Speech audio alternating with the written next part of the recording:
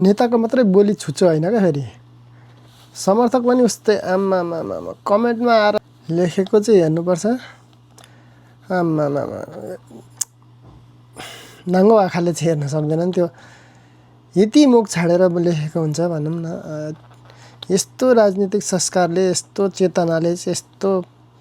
श्रृङ्खलताले चाहिँ कहीँ पुगिँदैन साथी हो अलिकति परिवर्तन चाहने हो भने सुशासन चाहने हो भने चाहिँ सुरुमा चाहिँ आफै सभ्य हुनुपर्छ आफै अनुशासित हुनुपर्छ आफैले बुझ्नुपर्छ त्यही हो यो मुडे बलले चाहिँ केही हुनेवाला छैन जमाना कहाँबाट कहाँ पुगिसक्यो अब सुशिक्षित र सचेत हुने बेला हो